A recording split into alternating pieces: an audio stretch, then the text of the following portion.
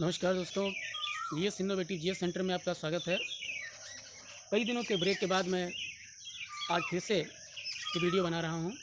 जैसा कि आपको पता है कि आज अंतर्राष्ट्रीय योगा दिवस है और इस योगा दिवस का 8वां संस्करण है।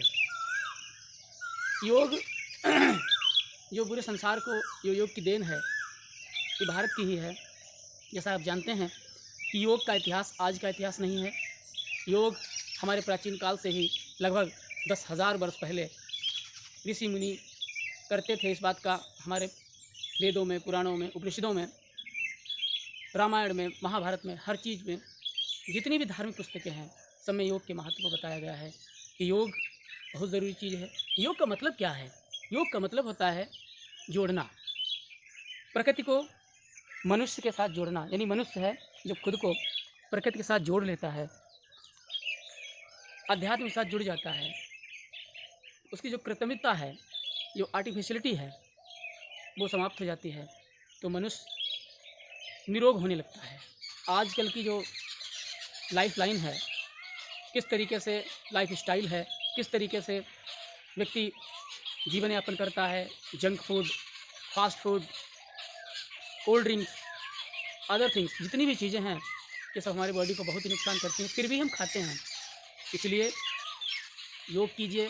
और मोस्टली क्या है, विद्यार्थी जीवन में योग का अलग महत्व है। योग करने से हमें सकारात्मक ऊर्जा की प्राप्ति होती है और योग बहुत ही आवश्यक है। प्रकृति के साथ जुड़ने का अवसर प्राप्त होता है।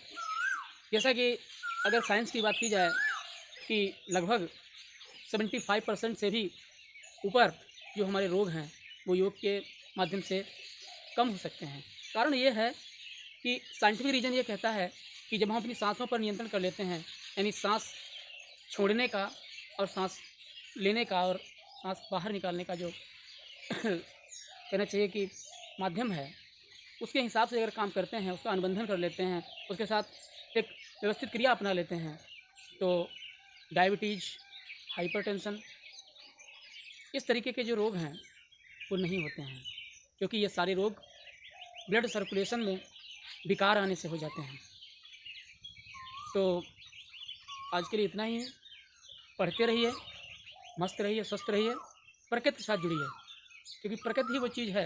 आप देखते हैं कि कहाँ-कहाँ से अब यूक्रेन और रूस का युद्ध चल रहा है, लगभग 3.5-4 महीने के लगभग हो गए हैं। उससे विस्फोट जो हुआ है, गोलीबारी हुई है, बमबारी हुई है, तरह-तरह के विस्फोट सामग्री से जो निकलते हैं, नैनो पार्टिकल्स हैं, जो धुआँ है, स्मोक्स है, ये सारी चीज़ें हैं, प्रकृति को नुकसान दे रही हैं।